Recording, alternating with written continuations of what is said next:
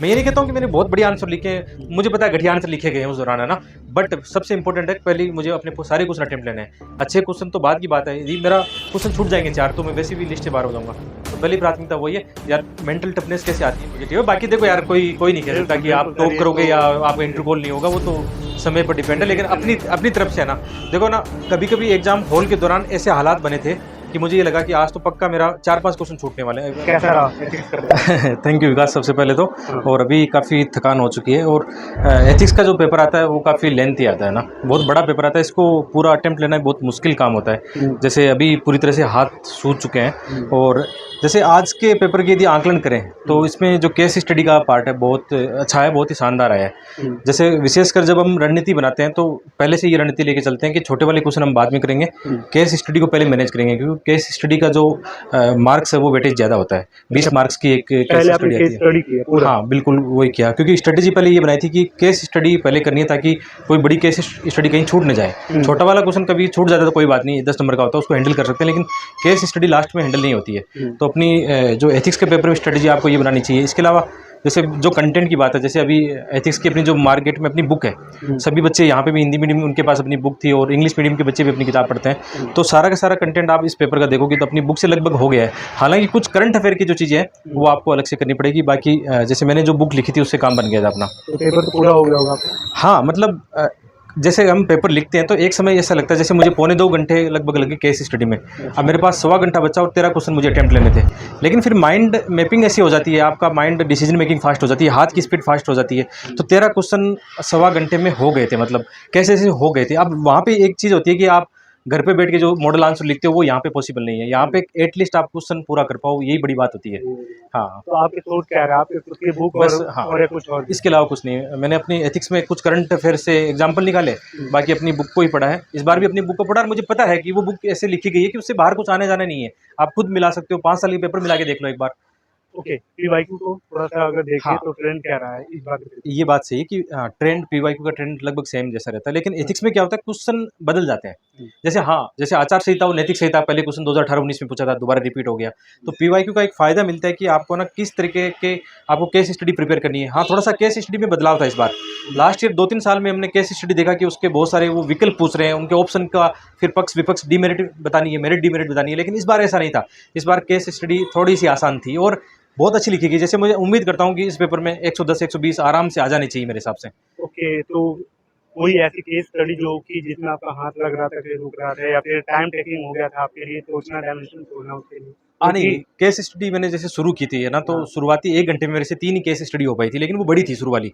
बाद में 3 case study छोटी थी, तो लगभग आधी घंटा 45 मिनट में वो हो गई थी मतलब। और थ्योरेटिकल वाला पोर्शन की बात करें, हाँ, तो सर क्या रहा इस रेंज बार उसका? टफ है थोड़ा-सा। टफ जो है? थ्योरेटिकल वाला जो छोटे वाले क्वेश्चन आते हैं, 10 मार्क्स वाले क्वेश्चन आते हैं, इस बार टफ है। थोड़ी-सी क्वेश्चन की डिमांड ना अलग टाइप की थी, फ्लैट नहीं थी। क्वेश्चन बड़ा-सा पूछ रखा है, उसमें फिर एक छोटा-सा उन्होंने आंसर पूछ रखा है कि हाँ, क्या आपके हिसाब से क्या होगा? ओके, कुछ कमेंट आ रहे थे हाँ, कि धर्मेंद्र सर से भैया ये पूछिएगा कि जो क्वेश्चन है, हाँ, एक क्वेश्चन को पढ़ते समय उसमें 3-4 सब पार्ट्स आ रहे हैं, हाँ। तो उसे कैसे समझते हैं? कैसे हम देखते हैं उस पार्ट? हाँ, ये बहुत इम्पोर्टेंट क्वेश्चन होता है। हुँ, जैसे विशेषकर जो पेपर 2 है, हुँ, उसके अंदर क्वेश्चन इस हिसाब से फ्रेमिंग होते हैं हाँ, कि समझ में नहीं आता पूछना क्या चाहता है। लेकिन पढ़ते समय आपको ये देखना है क्या उसके बारे में जो सब पार्ट है उसके बारे में पूछ रखा है, क्या मुझे उसके बारे में लिखना है। जैसे एथिक्स में क्वेश्चन क्या बड़ा सारा है, लेकिन क्वेश्चन कहाँ पूछ रखा है, लास्ट लाइन में पूछ रखा है। 4 लाइन का क्वेश्चन है, हाँ, पहले उन्होंने अपनी बात की, कोटेशन लिखा, लास्ट में 1 लाइन में पूछ रखा है कि क्या आपके अनुसार ऐसा होना चाहिए। तो फिर क्या होता है उसमें वही मेन डिमांड है, 150 वर्ड में आप क्या लिखोगे। हुँ, लेकिन जहाँ पे बात आती है 250 वर्ड के क्वेश्चन आते हैं, हुँ। 3 पेज आपके पास खाली आते हैं, तो वहाँ यदि सब पार्ट पूछ रखे हैं तो उनको तोड़ना सीखना होगा, और वो बार-बार आपको प्रैक्टिस से हासिल होगा। ऐसे एकदम से मैं जैसे अभी आपको बताऊँ तो वो नहीं होगा। एथिक्स और एप्टीट्यूड और जो आपके वैल्यूज़, एथिक्स, ये सारी चीज़ें, इसको आप कैसे देखते हैं एक एस्पिरेंट में? एज ए एस्पिरेंट ये बात सही है कि मतलब जैसे ये पेपर ही इसलिए लाया गया है कि है ना, एज ए एस्पिरेंट मतलब जब इस पेपर को हम पढ़ते हैं तो हमारे अंदर बहुत सारे बदलाव आते हैं। हम बहुत सारे ऐसे नैतिक मूल्य होते हैं, सत्यनिष्ठा, ईमानदारी, जैसे हम कई बार हुँ, बातें करते हैं, या बहुत सारे ऐसे केस स्टडी और केस होते हैं। उससे आपकी जो डिसीजन है ना, डिसीजन मेकिंग बहुत सही हो जाएगी। जैसे अक्सर आप एथिक्स में पढ़ते हो, बहुत सारे ऐसे केस आएंगे आपके सामने, चाहे डॉक्टर कोई एथिक्स का केस आएगा, इन्वायरमेंट की एथिक्स का केस आएगा, या कोई वंचित वर्ग के कल्याण का कोई केस आएगा। जब आप उनको पढ़ते हो ना तो आपके अंदर भी ऐसे नैतिक नैतिक मूल्यों का विकास होता है। तो ना केवल एग्जाम में आईज जब आप बन जाते हो तो उसमें भी ये चीज़ें बहुत सारी काम आने वाली है। बिल्कुल सही कह रहे हैं। कैसी लग रही है ये वीडियो, आप कमेंट करते चले, साथ ही सर को विशेष दे सकते हैं। विशेष बात बताना चाहूँगा कि जी। कोई भी एस्पिरेंट आपका चैनल देख रहा है, किसी को भी एथिक्स पढ़ने के लिए 1 रुपया नहीं देना है। मैंने एथिक्स आपकी की पूरी सारी प्लेलिस्ट सीरीज़ प्लेलिस्ट अपने चैनल पे जाके देखें, 2 साल पहले पढ़ाई थी पूरी प्लेलिस्ट। यार इतनी शानदार है, उसको पढ़ने का तरीका क्या होगा, जैसे अपनी जो हिंदी और इंग्लिश बुक है ना, वो मार्केट में भी है, कोई बच्चा ऑनलाइन लेना चाहिए, अपनी एथिक्स इंग्लिश हिंदी दोनों में बुक आ चुकी है। तो आप वीडियो के डिस्क्रिप्शन में कमेंट में डाल देना, ताकि बच्चा क्या करे, वो किताब लेके फिर अपने लेसन देख ले। तो 1 रुपया भी किसी कोचिंग वाले को नहीं देना है। और मेरे मार्क्स आ चुके हैं, 126 मार्क्स पहले भी आए एथिक्स में। बिल्कुल, बिल्कुल। सर का तो बहुत अच्छी वो प्लेलिस्ट है, मैं लिंक हाँ, दे दूँगा आपको। सर, आपकी थोड़ी रूटीन की बात करें। हाँ, जब एक सिचुएशन आती है कि आप प्रीलिम्स से सेपरेट करते हैं अपने मेंस को, हाँ। तो उस टाइम आपकी माइंड में क्या होता है? कितने टाइम देते हैं आप मेंस को? देखो आपके जो वीडियो 2025 वाले एस्पिरेंट देख रहे हैं, तो उनको हाँ। तो मैं यही बोलूँगा कि अभी दिसंबर तक आपके पास टाइम है, 3 महीने और भी है अभी। हुँ, इन 3-4 जो भी महीने आपके पास दिसंबर जनवरी से पहले हैं, हुँ। अपनी मेंस की तैयारी करो ना।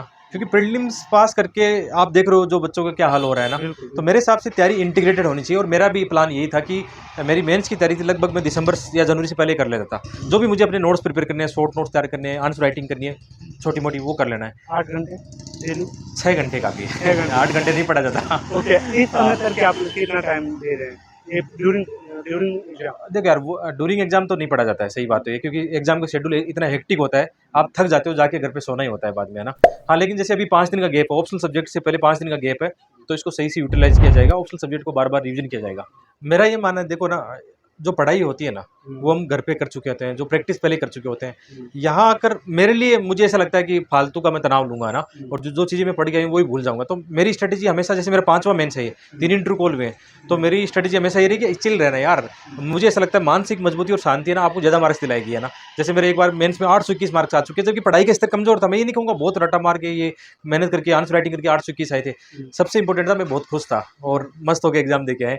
मेंस की एग्जाम का सबसे बड़ा फार्मूला है मानसिक मजबूती और दिल में शांति। क्या बात है! हाँ, बहुत सटीक सर बोल रहे हैं। लास्ट क्वेश्चन सर, हाँ, आप किसी भी आंसर को फ्रेम करते समय, हाँ, जब किसी भी क्वेश्चन को फ्रेम करते समय अपने दिमाग में, उस क्वेश्चन को जब ब्रेक करते हैं, हाँ। तो आप क्या-क्या सोचते हैं उस समय कि मुझे क्या-क्या ऐड करना है इसमें? हाँ, देखो पहले जो 15-20 सेकंड होते हैं ना, वो हुँ, क्वेश्चन को जब स्कैन करते हैं ना, तो एक आइडिया हो जाता है कि इसमें पूछना क्या चाह रहा है। हुँ, जैसे घर पे इतनी प्रैक्टिस कर ली कि जितने भी पार्ट्स होते हैं उनको समझना सीख गए ना, हुँ। तो यहाँ इतना वक्त नहीं होता। यहाँ 7 मिनट आपके पास एक क्वेश्चन को अटेम्प्ट लेने का, आप यदि 1 मिनट सोचने बैठ गए हर क्वेश्चन पर, तो आपके कई क्वेश्चन छूटने वाले हैं। बता दीजिए तो सर। यहाँ कभी-कभी गलती भी हो जाती है, कई बार हम गलत समझ लेते हैं, लेकिन यार लिखना है, कुछ कुल मिला के कॉपी भर के आनी है, अच्छा लिख के आना है। 1-2 क्वेश्चन में गलतियाँ भी हो सकती है, लेकिन हाँ, फोकस करके थोड़ा पढ़ते हैं तो आइडिया लग जाता है कि मुझे किस पार्ट पर लिखना है। ठीक है, इन 3 दिन को अगर हाँ। समराइज़ करें तो क्या मन में चल रहा है? मुझे तो बहुत आशा है कि सब ठीक जाएगा। ओके, क्या मतलब पॉजिटिव, ओके, सब कुछ पॉजिटिव है। बाकी देखो यार, कोई कोई नहीं कह सकता बिल्कुल, कि आप बिल्कुल सर, टॉप ये करोगे तो या आपका इंटर कॉल नहीं होगा, वो तो समय पर डिपेंड है। लेकिन अपनी लिटरली अपनी तरफ से है ना, देखो ना, कभी-कभी एग्ज़ाम हॉल के दौरान ऐसे हालात बने थे कि मुझे ये लगा कि आज तो पक्का मेरा 4-5 क्वेश्चन छूटने वाले हैं। अभी विशेषकर एथिक्स वाले में ये बना था, सवा घंटे में 13 क्वेश्चन को अप्रोच करना था। हुँ, लास्ट 5 मिनट पहले पेपर खत्म कर दिया। मतलब ये क्या होता है, ये आपकी मेंटल टफनेस है। मैं ये नहीं कहता हूँ कि मैंने बहुत बढ़िया आंसर लिखे हैं, हुँ, मुझे पता है घटिया आंसर लिखे गए हैं उस दौरान, है ना। बट सबसे इंपॉर्टेंट है, पहले मुझे अपने सारे क्वेश्चन अटेम्प्ट लेने हैं। अच्छे क्वेश्चन तो बाद की बात है, यदि मेरा क्वेश्चन छूट जाएंगे 4, तो मैं वैसे भी लिस्ट से बाहर हो जाऊंगा। तो पहली प्राथमिकता वही है। यार मेंटल टफनेस कैसे आती है, बार बार प्रैक्टिस से आप हासिल कर सकते हो। अभी बिल्कुल। आप देख सकते हो वैसे भी पूरा हालत एकदम हालत डैमेज है। सर एकदम पूरी तरह से थके हुए हैं, मेंटली प्रेशर में, हाथ इनके स्वेलिंग हुई है। हाँ, नहीं हाथ तो अभी दब गया है, ये पूरा अच्छा इनके है, 5 दिन निशान आ का गए हैं, 5 दिन का गैप है, तो शायद हाथ के वापस जो है भरा ना हो जाए। सही हो जाएगा मामला।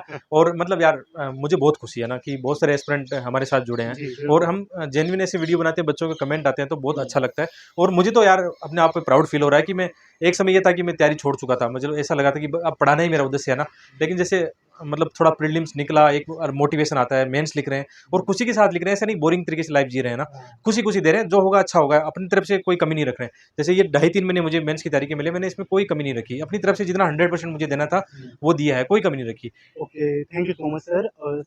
जो वीडियो का लिंक है वो डिस्क्रिप्शन में मिल जाएगा, साथ ही सर की जो बुक है उसका भी लिंक मैं दे दूँगा। जो भी ये कंटेंट यहाँ पे सर बता रहे हैं वो सारी चीज़ सर के द्वारा करा दी गई थी, तो वहाँ से आप देख सकते हैं। चलिए मिलते हैं किसी और ऐसी शानदार वीडियो में, ये प्लेलिस्ट आगे कंटिन्यू रहेगी। सर को बहुत-बहुत उसे दे धन्यवाद सकते हैं। विकास। हाँ, thank thank you, you. Thank